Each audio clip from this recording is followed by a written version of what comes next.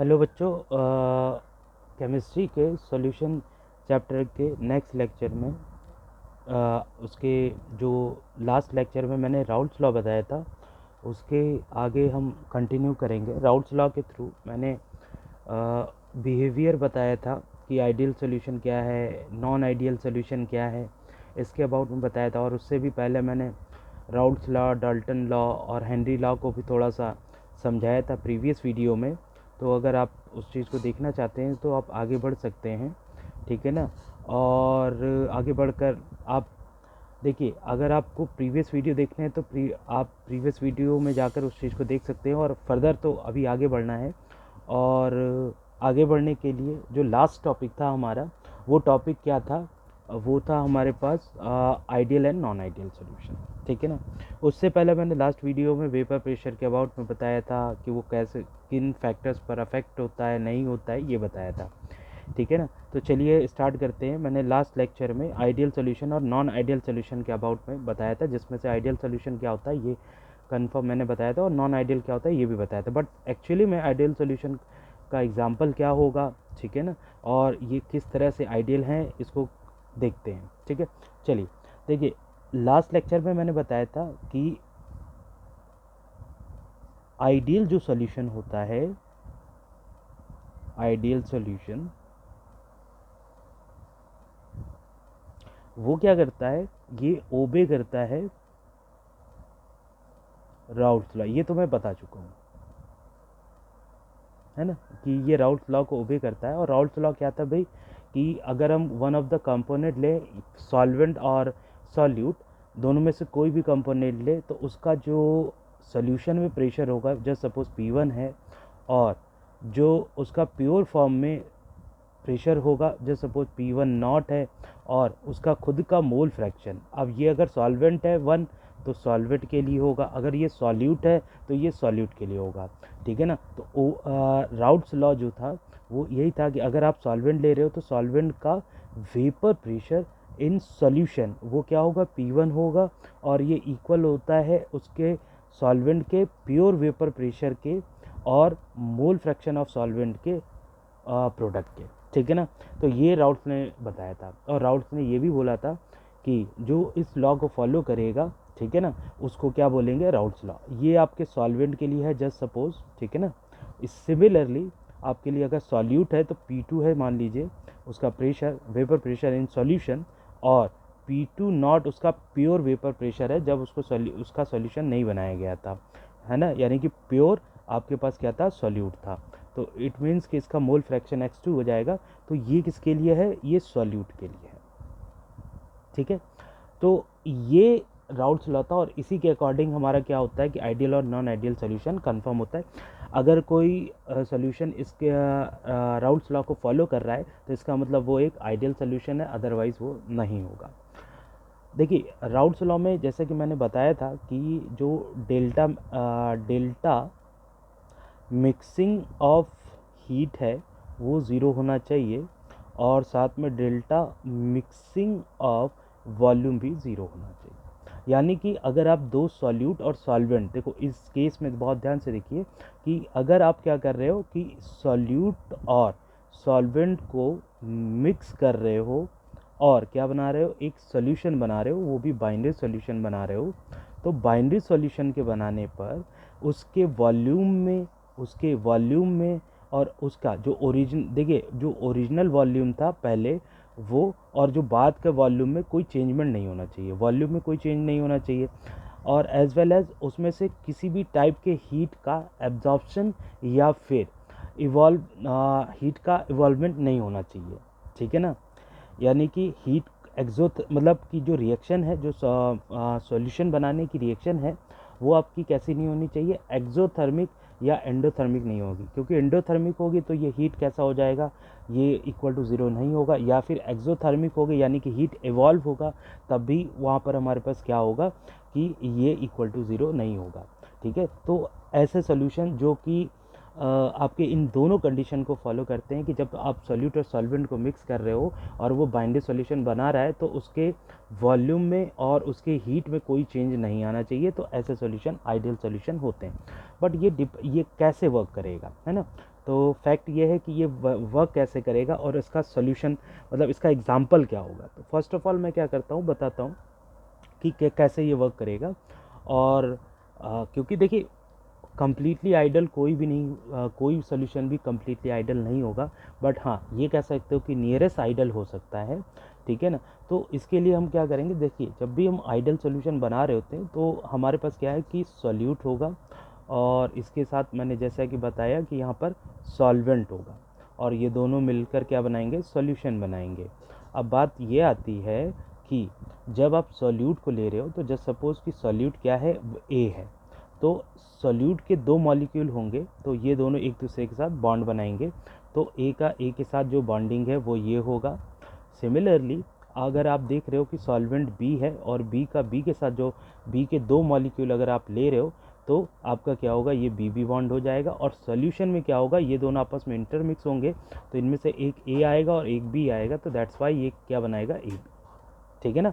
तो ये क्या बनाएगा, ए बी, ठीक है। तो ऐसा ये हो सकता है, देखो सॉल्यूट कुछ भी हो सकता है यहाँ पर, सॉल्यूट आपका, बस ये आपको याद रखना है कि सॉल्यूट का जो केस है वो कुछ भी हो सकता है, बट क्या होगा कि उसकी क्वांटिटी ऑलवेज क्या होगी, सॉल्वेंट से कम होगी, ठीक है। तो ये चीज़ आपको थोड़ा सा याद रखना है। जैसे सपोज कि अगर मान लीजिए कि मैं अगर एक एग्ज़ाम्पल पे जाऊँ, तो एग्ज़ाम्पल पे जाने पर मुझे क्या दिखता है कि जस्ट सपोज कि मैंने क्या ले लिया, सॉल्वेंट को वाटर ले लिया, तो H2O मॉलिक्यूल है। अब एक बी तो ये एक H2O होगा, और दूसरा वाटर मॉलिक्यूल H2O होगा। तो देखिए इन दोनों के बीच में इंटरेक्शन कुछ ऐसा होगा, और अगर इसको और ओपनली देखा जाए तो बी भी इंटरेक्शन कैसा होगा, यानी कि दो वाटर मॉलिक्यूल का इंटरेक्शन कैसा होगा, तो ऑब्वियस है कि ये कुछ ऐसा होगा कि वाटर का जो स्ट्रक्चर होता है वो कैसा होता है, ये ऐसा होता है, देखिए ऐसा होगा। और इधर वाटर आप ले लेते हो, तो जस्ट सपोज कि ये हाइड्रोजन मैंने यहाँ पे लगा दिया, एक हाइड्रोजन यहाँ लगा दिया, तो बिटवीन द वाटर मॉलिक्यूल यहाँ पे देखो कि एक इलेक्ट्रोनेगेटिव एलिमेंट ओ है, और एक जो एलिमेंट या फिर एटम जो है वो है हाइड्रोजन। तो हाइड्रोजन उतना इलेक्ट्रोनेगेटिव नहीं होता है then oxygen, that's why oxygen और हाइड्रोजन के बीच में एक बॉन्ड बनता है, जो कि अगर आप देखोगे तो इसको बोलते हैं हाइड्रोजन बॉन्ड, ठीक है ना, करेक्ट है, हाइड्रोजन बॉन्ड। अभी यहाँ पे मैं बात कर रहा हूँ बॉन्डिंग की, तो ऑब्वियस है कि जितने भी आपके इस टाइप के सोल्यूशन बनेंगे, चाहे वो आइडियल हो चाहे नॉन आइडियल हो, उसमें बॉन्ड का बहुत इंपॉर्टेंस है। फिलहाल तो मैं ऐसे ही एग्जांपल ले रहा हूँ कि जैसे मैंने वाटर ले लिया, तो वाटर सॉल्वेंट होता है यूनिवर्सल, तो इसके दो मॉलिक्यूल आपस में बॉन्डेड होंगे कुछ इस तरह से, ठीक है ना। और इसी तरह से अगर आप कोई सॉल्यूट ले रहे हो, ठीक है ना, तो सॉल्यूट पे जैसे सपोज आपने क्या ले लिया, इथेनॉल ले लिया, यानी कि C2H5OH, ये आपने एक इथेनॉल मॉलिक्यूल लिया और एक और ले लिया, तो दो मॉलिक्यूल आपस में किस तरह से हैं, बॉन्डेड हैं, तो इस तरह से होगा, ठीक है ना। इसको ही आप ऐसे रिप्रेजेंट थोड़ा सा कर सकते हो कि जस्ट सपोज कि आपके पास क्या था, C2H5 था, और इसके बाद आपके पास ये O था और इधर H है, ठीक है। सिमिलर वे में अगर आपको क्या करना है कि इस तरफ आप ना दूसरा जो मॉलिक्यूल है C2H5 का, ये ऐसे लिख लो C2H5, ठीक है, और इस साइड में हाइड्रोजन अगर आप लगा लो, और सॉरी इस साइड में अगर आप क्या करो, ऑक्सीजन लगा लो, ठीक है ना, थोड़ा सा, ठीक है, तो ये हमारा थोड़ा सा गड़बड़ होगा, ठीक है। तो देखो अगर आप क्या कर रहे हो कि एक मॉलिक्यूल आप ले रहे हो C2H5 का, C2H5OH का इस साइड में, ठीक है ना, और दूसरा मॉलिक्यूल अगर आप ले रहे हो C2H5OH का किस साइड में, इस साइड में। तो अगर आप इस तरह से इसको ले रहे हो तो जस्ट सपोज कि जो O होगा, मान लो कि O ये है और H ऐसा है, ठीक है ना, इस तरह से आप देख ही रहे हो कि सिंपल कैसे इसको टैकल करना है। तो आप देख रहे हो कि C2H5OH के साथ आपका ये थोड़ा सा, अगर मैं देखूं थोड़ा सा मिस्टेक हुआ है, इसको थोड़ा करेक्ट कर लूं, तो इस इंटरेक्शन को अगेन मैं यहाँ ड्रॉ कर देता हूँ, ठीक है। तो ये कुछ ऐसा होना चाहिए, थोड़ा सा वो है। तो अगर आप देखोगे C2H5 है ना, O ये होगा और H ये होगा, ठीक है। सिमिलरली अगर मैं इसको यहाँ ड्रॉ करता हूँ तो C2H5 और ये O होगा, ठीक है ना, और इस तरफ H होगा। तो अगर आप देखोगे इस O का H के साथ बॉन्ड बनता दिख रहा है और इसका इसके साथ बॉन्ड बनता दिख रहा है, और दोनों देखो ये इलेक्ट्रोनेगेटिव एलिमेंट है, ये हाइड्रोजन है, तो एक कम से कम इलेक्ट्रोनेगेटिव एलिमेंट और हाइड्रोजन के बीच में जो बॉन्ड बनता है वो आपका क्या होता है, हाइड्रोजन बॉन्ड होता है ना। तो इसमें भी हाइड्रोजन बॉन्ड आपको देखने को मिल रहा है, ठीक है, तो सिंपल सा है, ठीक है।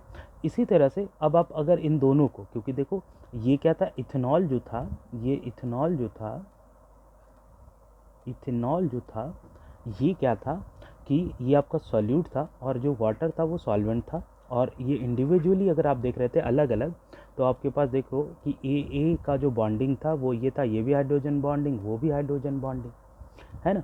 तो जब आप इन दोनों का आपस में मिक्स करके एक सॉल्यूशन ए भी करोगे, तो यहाँ पर अगर आप ध्यान से देखोगे तो ये आपको क्या देगा, C2H5, ये सॉल्यूट था, ठीक है ना, ये कैसा था, सॉल्यूट था, और जो सॉल्वेंट था वो आपके पास कैसा था, वो आपके पास कुछ ऐसा था कि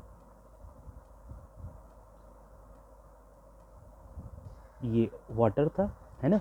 तो वाटर का इसके साथ और इसका इसके साथ इंट्रैक्शन हो सकता है, तो यहाँ पर भी अगर आप देखोगे इलेक्ट्रोनेगेटिव और ये है, तो ये बॉन्ड भी क्या हो जाएगा, हाइड्रोजन बॉन्ड, है ना।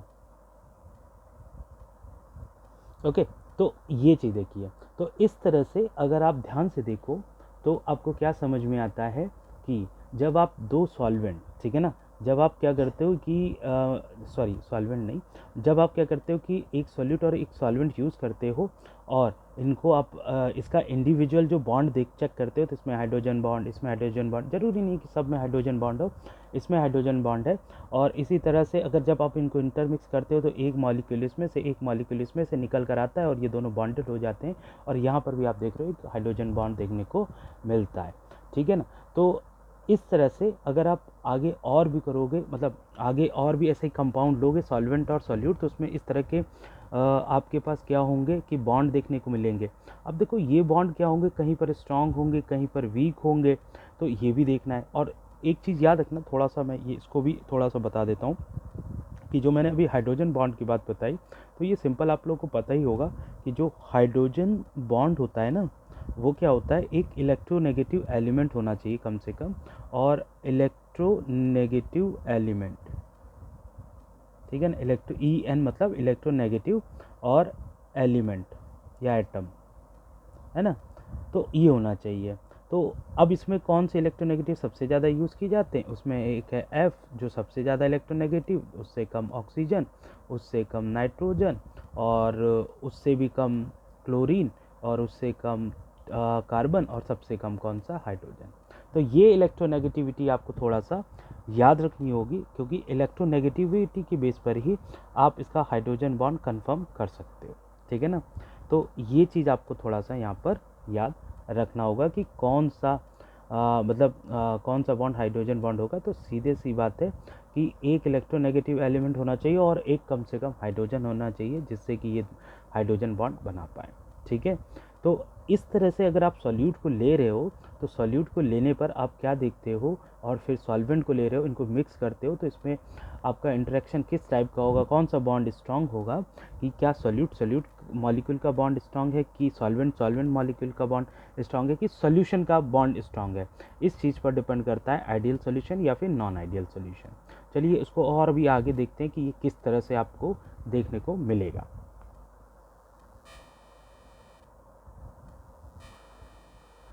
तो देखिए इसके आगे आपको क्या करना है कि जैसे मैंने अभी इंटरेक्शन के अबाउट में बताया आपको, ठीक है ना, कि आ,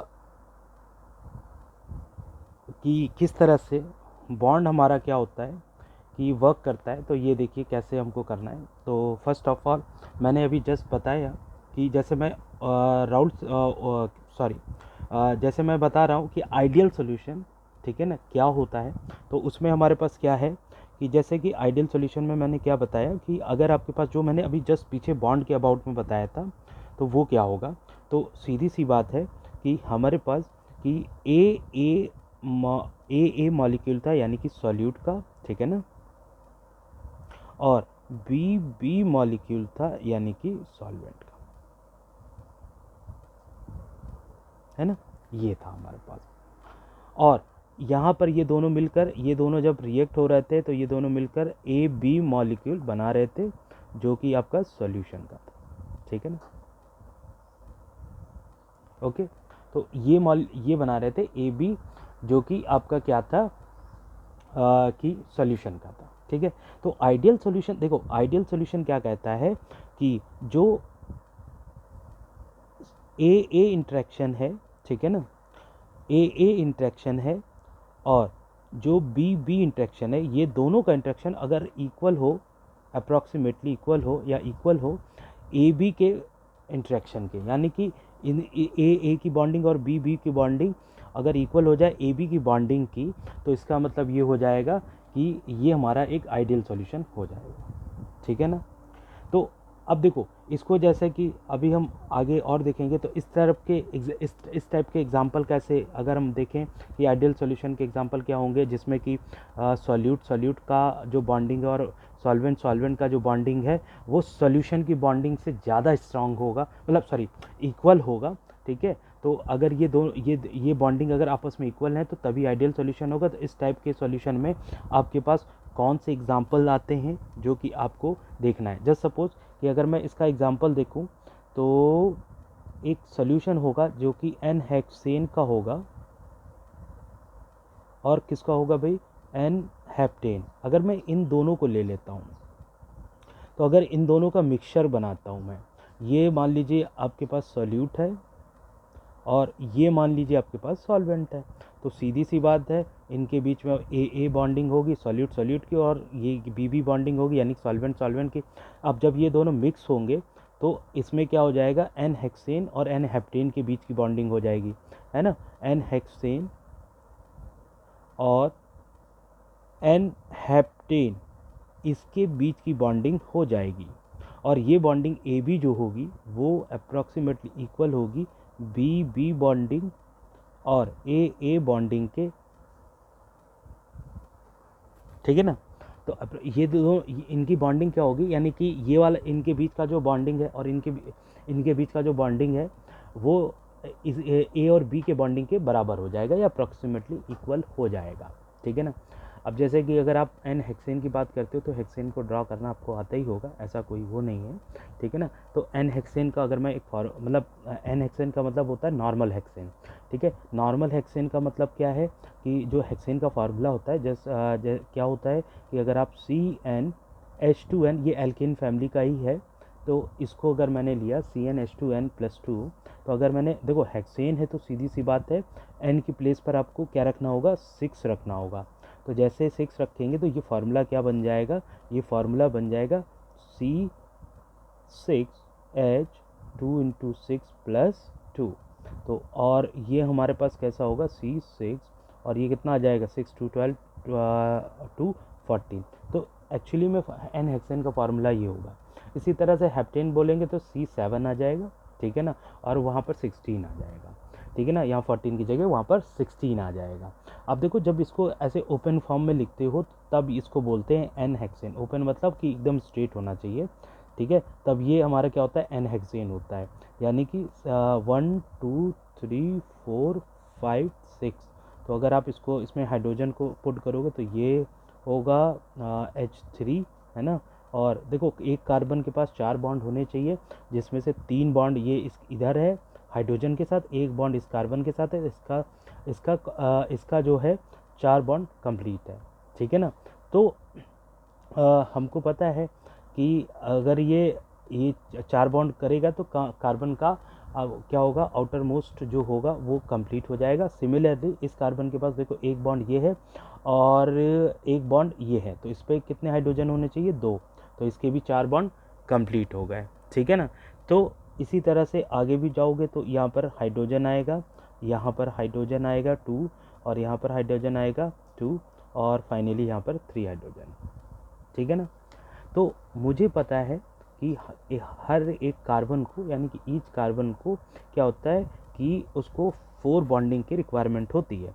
तो अगर 4 बॉन्डिंग की रिक्वायरमेंट है तो हमेशा आप याद रखो कोई भी स्ट्रक्चर बना रहे हो तो उसमें आपको एक कार्बन पर 4 बॉन्ड होनी चाहिए। जैसे कि इस कार्बन को देखिए तो एक बॉन्ड वो इसके साथ बना रहा है और 3 बॉन्ड वो इसके साथ बना रहा है हाइड्रोजन के साथ, तो इसके 4 कंप्लीट हैं, है ना। तो अब आपको पता ही है कि अगर 4 कंप्लीट हैं तो कार्बन का आउटर मोस्ट जो इलेक्ट्रॉन है वो ऑल इलेक्ट्रॉन बॉन्डेड होंगे, ठीक है ना। सिमिलरली ये जो फार्मूला है ये आपका क्या है, एन हेक्सेन का। आप चाहो तो इसको बैलेंस देख सकते हो कि मतलब ये इसमें कार्बन कितने हैं और हाइड्रोजन कितने हैं। तो अगर आप ध्यान से जाओगे तो 1 2 3 4 5 6 हो गया आपके पास कार्बन, और हाइड्रोजन कितना था 14। तो 3 to 5 2 7 2 9 2 11 और 3 14 देखो, है ना। तो अगर कोई कार्बन और हाइड्रोजन चेन इस तरह से स्ट्रेट होगी तो इसको हम बोलते हैं एन। एन मतलब नॉर्मल हेक्सेन, ठीक है।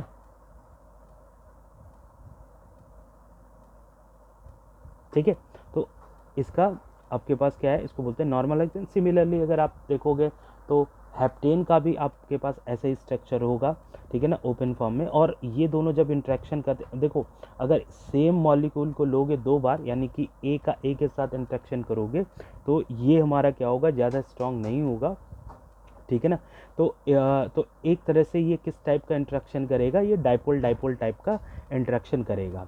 तो अगर ये डाइपोल डाइपोल टाइप का इंट्रैक्शन कर रहा है और वो भी आपका डाइपोल डाइपोल टाइप का इंट्रैक्शन कर रहा है, ठीक है ना, तो ये किस टाइप का इंट्रैक्शन करेगा, dipole dipole dipole dipole interaction, यानी कि इनके बीच का जो बॉन्डिंग है वो डाइपोल डाइपोल टाइप का होगा। सिमिलरली उसमें भी जो हेप्टेन है उसमें भी डाइपोल डाइपोल हो जाएगा। तो जो अगर मैं यहाँ पे स्ट्रक्चर देखो, स्ट्रक्चर ऐसे ही बनाना है, तो अगर आप ध्यान से देखो कि एन हेप्टेन के लिए जो स्ट्रक्चर वो होगा इसका बॉन्डिंग वो कैसा होगा, डाइपोल डाइपोल टाइप का होगा, ठीक है ना, डाइपोल डाइपोल, ठीक है। मतलब अगर आप देखो डाइपोल डाइपोल भी सिंपली आप कह सकते हो, या फिर आप इसको कह सकते हो कि जो आपने 11th में क्या पढ़ रखा है, डिस्पर्सन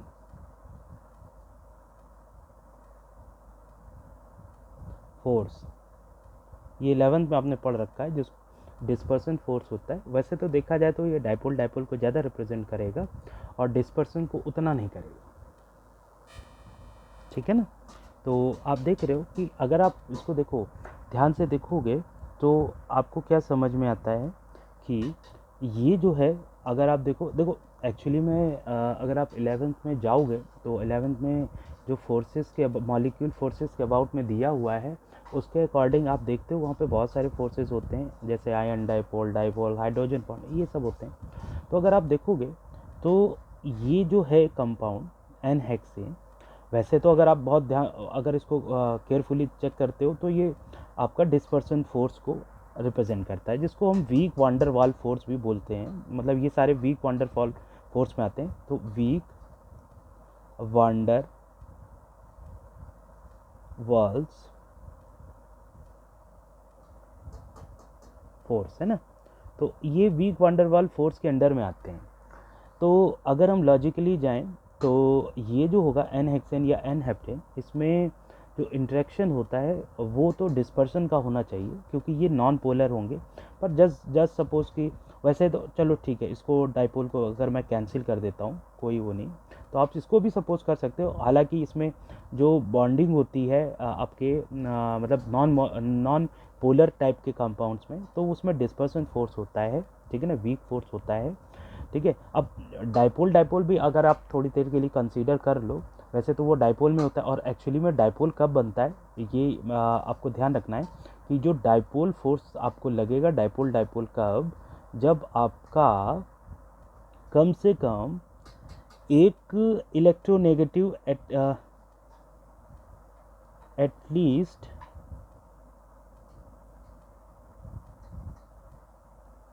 वन इलेक्ट्रोनेगेटिव एटम होना चाहिए, तब वैसे ज़्यादा मतलब डाइपोल डाइपोल लगता है। क्योंकि अगर आप देखो यहाँ पर तो यहाँ पर कार्बन हाइड्रोजन है, ये बहुत ज़्यादा इलेक्ट्रोनेगेटिव नहीं है, तो इसलिए जो भी ज़्यादा इलेक्ट्रोनेगेटिव नहीं होते हैं तो उनका हमारे पास क्या होता है कि जो इंट्रैक्शन होता है वो कैसा होता है, डिस्पर्सन होता है, जिसको लंदन फोर्स भी बोलते हैं, ये वीक वान डेर वाल फोर्स के अंडर में आता है। तो डाइपोल डाइपोल अगर आप यहाँ पे नहीं कंसीडर कर रहे हैं तो उसको आप छोड़ दीजिए, वैसे इसको नहीं कंसीडर करना है, आप एक ही फोर्स ले लो, ये ले लो डिस्पर्सन फोर्स, ठीक है। अब मुझे एक चीज़ देखो इसमें पता होनी चाहिए, और वो क्या चीज़ है कि जब डाइपोल की बात करेंगे तो डाइपोल के लिए देखो, अब यहाँ पर एक कॉन्सेप्ट आता है, वो आपको थोड़ा सा याद रखना है कि जो डाइपोल के लिए आप डाइपोल कब बनेगा, जब एक एटलीस्ट वन जो होगा एटम आपका कैसा होना चाहिए, इलेक्ट्रोनेगेटिव एलिमेंट होना चाहिए। और अगर वो एक एटम इलेक्ट्रोनेगेटिव है तभी वो डाइपोल बनाएगा। और डाइपोल का मतलब जैसे आप फिजिक्स में भी पढ़ते हो और केमिस्ट्री में भी पढ़ते हो मॉलिक्यूल और कंपाउंड के केस में, तो उसका मतलब यही होता है कि वन साइडेड आपका कैसा पॉजिटिव हो दूसरा नेगेटिव हो, तो ये डाइपोल होगा। और ये केस तभी आएगा जब एटलीस्ट वन इलेक्ट्रोनेगेटिव होगा। हाँ, इसको ये कह सकते हो कि ये इंड्यूस डाइपोल का काम कर सकता है। इंड्यूस डाइपोल का मतलब होता है कि वो क्या स्टार्टिंग में कैसा होता है कि वो एक तरह से डाइपोल नहीं होता है, ठीक है ना, नॉन डाइपोल होता है।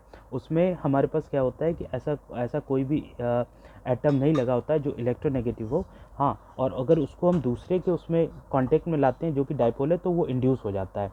देखिए, ये सारे फोर्स ओवरऑल कहने का मतलब है, जैसे कि अगर आप देखो, अगर आपने क्या किया कि एक आपने मॉलिक्यूल ले लिया, मैं थोड़ा और डीप में एक्सप्लेन कर देता हूँ। अगर आपने एक मॉलिक्यूल लिया, ये जस्ट सपोज न्यूट्रल है, तो अगर ये न्यूट्रल है, नॉन पोलर है, ठीक है ना, और दूसरा एक पोलर ले लिया, यहाँ प्लस है और ये माइनस, ये पोलर मॉलिक्यूल है, ठीक है ना। तो अब देखो, पोलर मॉलिक्यूल है, तो जो पोलर मॉलिक्यूल होते हैं वही डाइपोल बनाते हैं, और नॉन पोलर जो होते हैं वो न्यूट्रल होते हैं, नॉन पोलर, है ना, न्यूट्रल बोल सकते हो इनको। जो नॉन पोलर होंगे वो कैसे वो बनाते हैं, न्यूट्रल। तो अगर आप ध्यान से देखो कि अगर इस पोलर को, एक पोलर मॉलिक्यूल को इसके पास ले जाओगे, तो ये कैसा हो जाएगा, ये भी डाइपोल बन जाएगा। बट ये कैसा डाइपोल होगा, ये जो डाइपोल होगा इसी को बोलेंगे आप क्या, इंड्यूस्ड डाइपोल। इंड्यूस्ड डाइपोल क्यों इंड्यूस बोलेंगे, क्योंकि एक डाइपोल इसके पास आया तब जाके इस पर डाइपोल कैरेक्टर आया, नहीं तो उससे पहले तो ये कैसा था, न्यूट्रल था ना। तो यही कुछ कॉन्सेप्ट अगर मैं यहाँ पे कंसीडर करूँ, क्योंकि देखिए जब आप इस तरह का वो कर रहे होगे आइडियल नॉन आइडियल सॉल्यूशन, तो आपको एग्जैक्टली पता होना चाहिए जो कंपाउंड आप ले रहे हो उसमें कौन सा किस टाइप का इंट्रैक्शन चल रहा मॉलिक्यूल के बीच में। तो ऐसे बहुत सारे इंट्रैक्शन होते हैं, डाइपोल डाइपोल होता है, एंड डाइपोल होता है, हाइड्रोजन बॉन्डिंग होता है, और डाइपोल इंड्यूस डाइपोल होता है ना।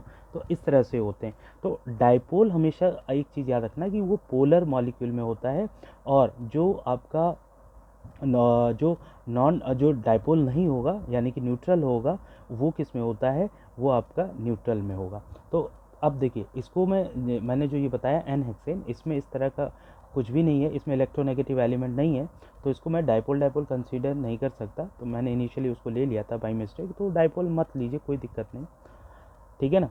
तो ये चीज़ है। अब आप देखिए इसमें डिस्पर्सन होता है क्योंकि ये पूरी तरह से नॉन पोलर मॉलिक्यूल है। अगर ये नॉन पोलर मॉलिक्यूल है तो इसमें हमें करना क्या है कि ये भी नॉन पोलर है एंड हेप्टेन भी नॉन पोलर है, जब इनको आपस में मिक्स कर दोगे तो आपके पास जो सॉल्यूशन होगा, तो इसको अगर मैं यहाँ पे दिखाऊं तो देखो, इसमें मैंने क्या किया, ये इसमें सॉल्यूट भी है यानी कि एन हेक्सेन भी है, और इसमें सॉल्वेंट भी है यानी कि एन हेप्टेन भी है, और इन दोनों को जब मिक्स किया तो जो सॉल्यूशन, ये जो पूरा कंप्लीट सॉल्यूशन बन रहा है, उसमें भी देखो क्या होगा, इसमें भी आपके पास जो वो होगा, वो भी कैसा होगा, डिस्पर्सन फोर्स होगा,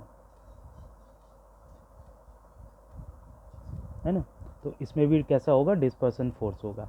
और अगर ये डिस्पर्सन फोर्स आ रहा है तो देखो इन दोनों में भी इंडिविजुअली डिस्पर्सन फोर्स था मॉलिक्यूल के बीच में, और इनके भी मॉलिक्यूल के बीच में डिस्पर्सन है। तो दैट्स वाई क्या होगा कि ए और बी जो है, इनका जो इंट्रैक्शन है यानी कि बॉन्डिंग है, तो वो कैसी होगी, ए बी के अप्रॉक्सीमेटली इक्वल। तो इसलिए इस टाइप के सॉल्यूशन जो होंगे वो आपके क्या बनाएंगे, वो आपके बनाएंगे आइडियल सॉल्यूशन, ठीक है ना। तो इस तरह से हम इसको देखेंगे। सिमिलरली अगर हम आगे बढ़ते हैं और कुछ और एग्जांपल लेते हैं तो उसमें क्या आएगा वो देखिए। तो इसी तरह से अगर आप आगे देखोगे तो अगर मैं दूसरा एग्जांपल लूँ इसी का आइडियल सॉल्यूशन का, तो ये हमारे पास क्या होगा कि इसमें क्लोरोइथेन और प्लस ब्रोमो इथेन, ठीक है, इन दोनों को अगर मैं ले रहा हूँ, एक सॉल्यूट और एक सॉल्वेंट, इन दोनों का मिक्सचर जो बना रहा हूँ, इसमें भी आपके पास क्या होगा कि क्या आएगा, देखो अब देखो उसने बोला क्लोरो इथेन, है ना, तो इसका फार्मूला क्या होगा, C2H5 Cl, है ना, तो क्लोरो इथेन, और इसी तरह से इसका कितना हो जाएगा C2H5 Br, यानी कि ब्रोमो इथेन। अब इन दो देखो, अब ये जो होंगे ये पोलर टाइप के होंगे, क्योंकि देखो इसमें इलेक्ट्रोनेगेटिव एलिमेंट और इसमें इलेक्ट्रोनेगेटिव एलिमेंट लगा हुआ है, तो इसमें जो ये मॉलिक्यूल कैसे हैं, पोलर, है ना, ये भी पोलर है ना, तो जो पोलर होंगे उसमें अभी बताया ना मैंने, डाइपोल डाइपोल इंट्रैक्शन होगा, है ना, डाइपोल डाइपोल इंट्रैक्शन होगा, सीधी सी बात है, ये पोलर है ये पोलर है, इसमें भी डाइपोल डाइपोल इसमें भी डाइपोल डाइपोल, दोनों को मिक्स किया, सॉल्यूशन बना, ठीक है, this also has dipole dipole, ठीक है ना, डाइपोल डाइपोल। तो इस तरह से आप देख रहे हो कि जो ए इंट्रैक्शन और बी इंट्रैक्शन है, वो ए बी इंट्रैक्शन के साथ जब जा रहा है, तो ये इनकी बॉन्डिंग जो है, इनके बीच का जो इंट्रैक्शन है बिटवीन द एटम्स, वो क्या है, सेम है। तो इस टाइप के जो सोल्यूशन है वो हमारे क्या होते हैं, आइडियल होते हैं, क्योंकि इनके बीच का जो इंट्रैक्शन है वो आपका चेंज नहीं होता है ना, तो इनके बीच का जो इंट्रैक्शन है वो आपका चेंज नहीं होता है, वो हमारा कैसा होता है, जैसे सॉल्यूट और सॉल्वेंट में इनिशियल होता है, वैसे ही आफ्टर मेकिंग सॉल्यूशन उसमें भी सेम टाइप का इंट्रैक्शन होता है। दैट्स वाई ये जो होते हैं इनको बोला जाता है क्या, इनको बोला जाता है आइडियल सॉल्यूशन, ठीक है। तो इसी तरह से अगर आप आगे बढ़ोगे तो और भी इस तरह के कंपाउंड्स आपको देखने को मिलेंगे। एक मैं एग्जांपल बताता हूँ, तो आप मुझे बताना कि इसमें किस टाइप की बॉन्डिंग हो सकती है, इंट्रैक्शन हो सकता है, कि इसमें देखो थर्ड जो हो सकता है वो हो सकता है बेंजीन और टॉल्यूइन। तो आप मुझे ये बताइएगा कि इसमें किस टाइप का इंट्रैक्शन हो सकता है between the solvent and solute, ठीक है ना, और इससे जो सॉल्यूशन बनेगा तो वो कैसा होगा। हालांकि ये भी एक आपका क्या है, आइडियल सॉल्यूशन का ही एग्जांपल है, बट मुझे इसमें बताना है कि इसमें इंटरेक्शन इन दोनों में कौन सा होगा, है ना, यानी कि जो बॉन्डिंग है बिटवीन दी ए और बी, ठीक है ना, वो कैसी होगी, डाइपोल होगी, हाइड्रोजन बॉन्ड होगी, कौन सा बॉन्ड होगा उसके अंदर, ये आपको यहाँ पर बताना होगा कमेंट करके, ठीक है, तो आप बता सकते हो। तो आई होप ये आपको ये समझ में आया होगा कि जो आइडियल सॉल्यूशन होते हैं उसमें जो इंटरमॉलिक्यूलर या इंटर एटॉमिक जो बॉन्डिंग होती है वो सिमिलर रहती है आफ्टर मेकिंग सॉल्यूशन, और उससे पहले और उसके बाद का, है ना, तो दोनों ही क्या होता है, सेम होता है। तो ये चीज़ आपको थोड़ा सा यहाँ पे रखना होगा।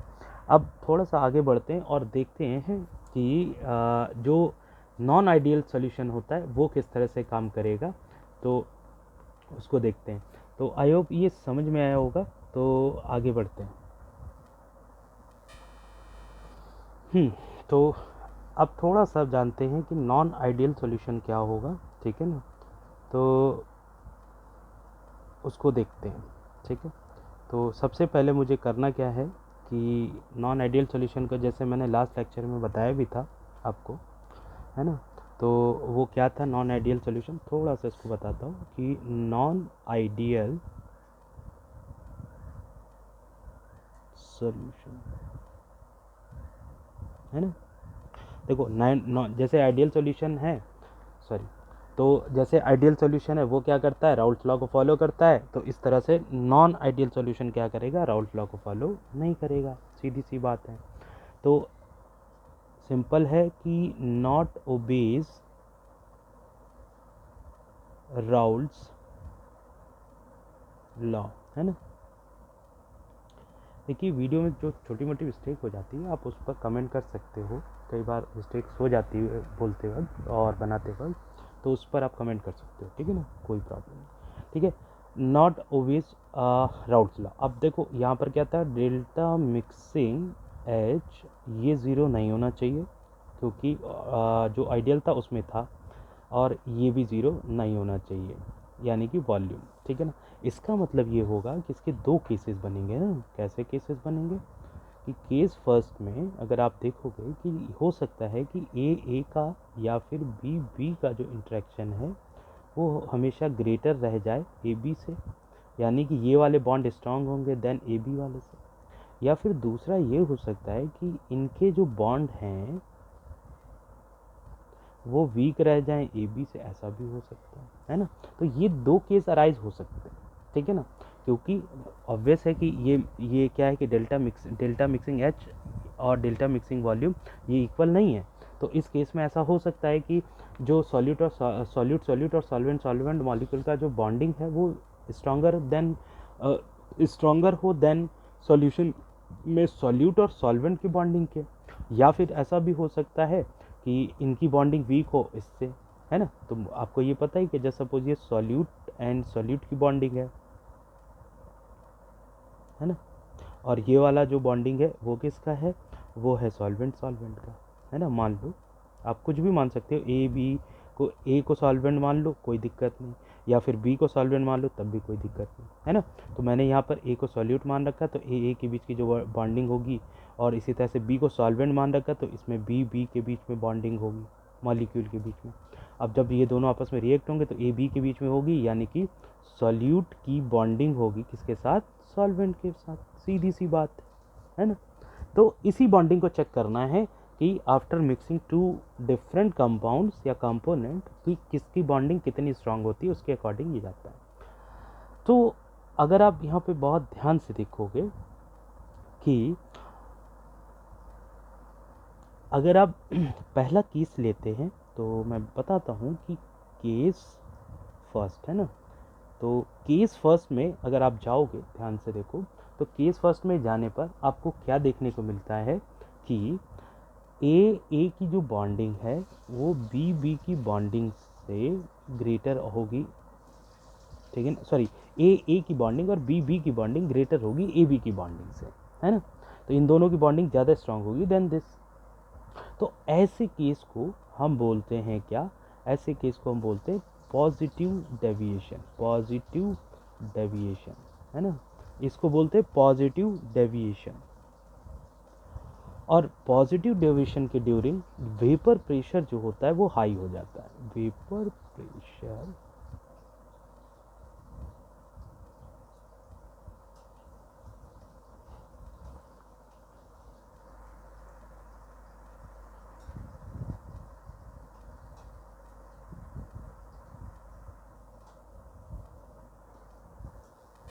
ठीक है ना।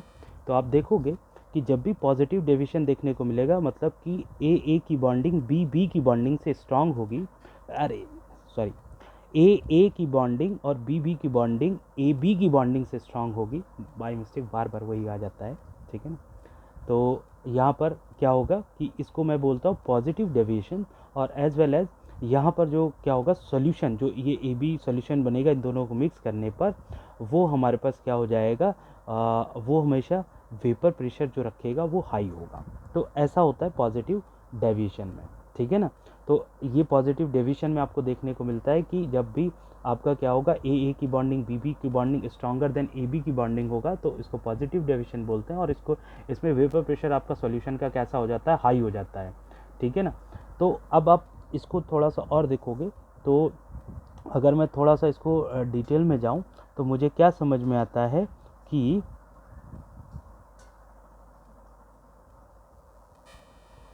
ठीक है ना, तो ये आ जाएगा कि ए और बी की, ये मैं बता चुका हूँ कि ये यहाँ पे वेपर प्रेशर हाई हो जाएगा, इसकी बॉन्डिंग जो होगी दोनों की इससे ज़्यादा होगी।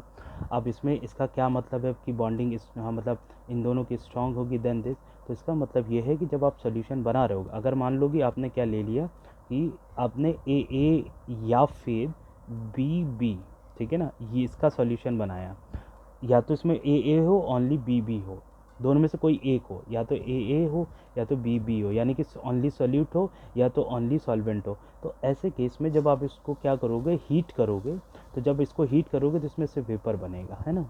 तो क्योंकि मैंने अभी जस्ट बताया कि ये जो ए या फिर बी है, इनके बीच की जो बॉन्डिंग है वो स्ट्रांग है, तो ये वेपर प्रेशर इसमें क्या होगा, क्योंकि ये ब्रेक नहीं होंगे, ये एटम ब्रेक नहीं होंगे, तो इसका वेपर प्रेशर कैसा रहेगा भाई, लो रहेगा, है ना।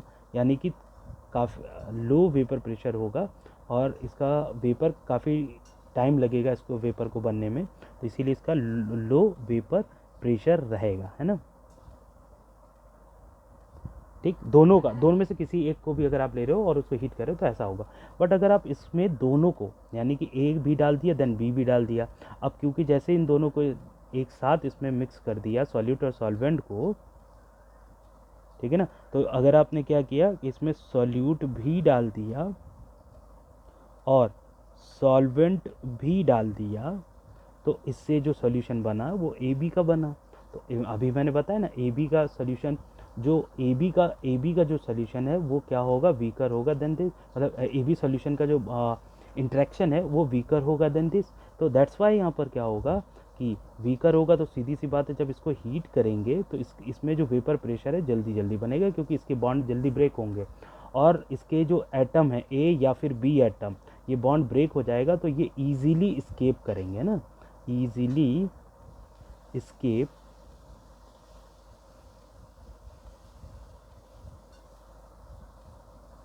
फ्रॉम सॉल्यूशन, है ना। तो क्योंकि बॉन्ड इस वीक है तो दैट्स वाई इसको हीट करने पर ये जल्दी वेपर प्रेशर बनाएगा, तो इसीलिए इसका वेपर प्रेशर कैसा होता है, हाई होता है, ठीक है ना। तो ये समझ में आया होगा, ठीक है ना। अब अगर हम इसका एग्जाम्पल ले लें तो इसको पॉजिटिव डेविएशन ही बोलेंगे, और इसके एग्जाम्पल के लिए अगर हम देखें तो एक सिंपल सा एग्जाम्पल अगर हम देखें तो वो क्या होगा, वो होगा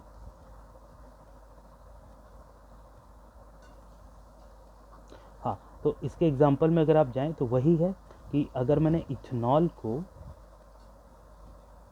ठीक है ना, इसमें डाल दिया भाई एसीटोन में, है ना, तो अगर आप यहाँ पे देखोगे इथेनॉल में, जैसा कि इथेनॉल के बारे में मैं अभी थोड़ी देर पहले पीछे बता चुका हूँ कि उसमें कौन सी बॉन्डिंग होती है, उसमें होती है हाइड्रोजन बॉन्डिंग, ठीक है। तो इसलिए यहाँ पर अगर आप इसका स्ट्रक्चर देखोगे तो ये होगा C2H5OH, और मैंने अभी देखो पीछे बताया था कि जहाँ पर O होगा और H होगा तो वहाँ पर हाइड्रोजन बॉन्ड, मतलब जो एक इलेक्ट्रोनेगेटिव होगा, एक इलेक्ट्रोनेगेटिव एलिमेंट और एक हाइड्रोजन होगा, तो वहाँ पर हमेशा आपके पास क्या होता है, देखो इलेक्ट्रोनेगेटिव एलिमेंट के पास ही हाइड्रोजन होना चाहिए, दूर नहीं होना चाहिए, ठीक है ना। तो इसके बीच में हाइड्रोजन बॉन्डिंग बनती है, ये मैंने पीछे बताया है, हाइड्रोजन बॉन्डिंग, ठीक है ना। तो इसका मतलब ये बॉन्ड स्ट्रांग ही होगा इथेनॉल का, मतलब इथेनॉल के दो मॉलिक्यूल लोग हैं, क्योंकि अगर मैंने जस्ट सपोज इसको ए मान लिया है ना, ए मान लिया है और इसको बी मान लिया है, ठीक है। इसमें से इथेनॉल को मैंने क्या ले लिया है, इसको इथेनॉल को मैंने ले लिया जस्ट सपोज की सॉल्वेंट, और एसीटोन को मैंने जस्ट सपोज ले लिया है सॉल्यूट। तो इनका ए इंट्रैक्शन, यानी इथेनॉल से इथेनॉल का इंट्रैक्शन हाइड्रोजन बॉन्ड रखेगा, और जबकि एसीटोन का केस क्या रहेगा कि एसीटोन के केस में CH3 COCH3 होता है ना। तो यहाँ पे हाइड्रोजन बॉन्ड नहीं है, क्योंकि देखो ऑक्सीजन के पास नहीं है हाइड्रोजन, ये तो ऑक्सीजन के पास तो बॉन्डेड है कार्बन। तो यहाँ पर अगर आप देखोगे तो ये एक तरह से देखो यहाँ पे इलेक्ट्रोनेगेटिव है, और एक ऐसा एक आपका क्या है उससे लेस इलेक्ट्रोनेगेटिव है, तो दैट्स वाई यहाँ पर कैसा होगा, डाइपोल डाइपोल इंटरेक्शन होगा, डाइपोल डाइपोल इंटरेक्शन। तो अगर आप देखोगे कि ये वाली बॉन्डिंग और ये वाली बॉन्डिंग, यानी कि ए की बॉन्डिंग और बी की बॉन्डिंग स्ट्रॉन्गर होगी, ए और बी की स्ट्रॉन्गर, ए और बी की बॉन्डिंग स्ट्रॉन्गर होगी देन ए बी की बॉन्डिंग, क्योंकि जब जैसे ही हम इसमें मतलब एसीटोन को इसके अंदर डालेंगे तो इसका हाइड्रोजन बॉन्ड ब्रेक हो जाएगा, और अगर ये ब्रेक हो जाएगा तो ऑब्वियस है कि ए और बी का जो इंटरेक्शन है वो कैसा हो जाएगा, सीधी सी बात है वीक हो जाएगा, है ना। तो इंटरेक्शन इसका वीक हो जाएगा तो इसका मतलब इसका बॉन्डिंग वीक हो जाएगा। अब अगर इसकी बॉन्डिंग वीक हो जाएगी तो सीधी सी बात है कि ये जो मैंने अभी कॉन्सेप्ट बताया था वो ए का हो या फिर बी का हो, इसका बॉन्ड, इसका जो बॉन्ड है वो स्ट्रांग रहेगा ए बी के बॉन्ड से, है ना। तो दैट्स वाई ये किस टाइप का डेविएशन करेगा, पॉजिटिव डेविएशन ये करेगा, पॉजिटिव डेविएशन करेगा, ठीक है। तो इसका मतलब है कि जो ए बी सॉल्यूशन बन रहा है, इसका जो वेपर प्रेशर होगा वो हमारा क्या हो जाएगा, हाई हो जाएगा, है ना। तो सिंपल सा हाई वेपर प्रेशर,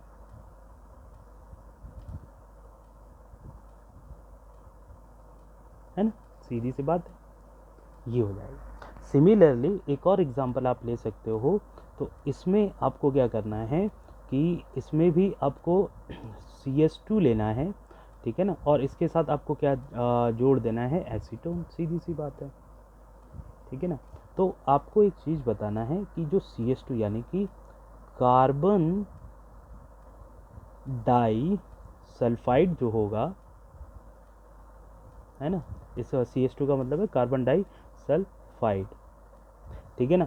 तो आपको बताना है कि इसमें किस टाइप का इंटरेक्शन होगा बिटवीन द एटम्स, ठीक है। तो आप ये बताना, अगर नहीं बताएंगे तो नेक्स्ट वीडियो में मैं आपको बताऊंगा। तो इसके बीच का जो इंटरेक्शन है वो कैसा होगा, यानी कि बॉन्ड कैसा होगा, कौन सा होगा, डाइपोल डाइपोल होगा, आयन डाइपोल, क्या होगा। तो एसीटोन का तो मैं बता चुका हूँ, क्योंकि इसमें डाइपोल डाइपोल होता है, क्योंकि ये डाइपोल का काम करता है ना, डाइपोल डाइपोल होता है। तो जो भी बॉन्ड होगा, अगर आप इसको बताओगे कमेंट में, नहीं तो मैं नेक्स्ट लेक्चर में बताऊंगा आपको। तो इनका जो सोल्यूशन होगा, यानी कि ये ए है और ये बी है मान लो, है ना। तो अगर इनको मिलाओगे तो इनका जो ए बी बनेगा वो वीक होगा बॉन्ड, मतलब इनका ए और बी के बीच का बॉन्ड वीक होगा, इंट्रैक्शन वीक होगा, दैट्स वाई ये पॉजिटिव डेविएशन शो करेंगे, ठीक है ना। तो आई होप ये पॉजिटिव डेविएशन आपको समझ में आया होगा। इसके इस लेक्चर में इतना ही रखते हैं, और इसके नेक्स्ट लेक्चर में आपको इसके आगे का जो पार्ट है वो मैं बताऊंगा। अगर ये समझ में आया तो कमेंट करिए। चलिए, थैंक यू।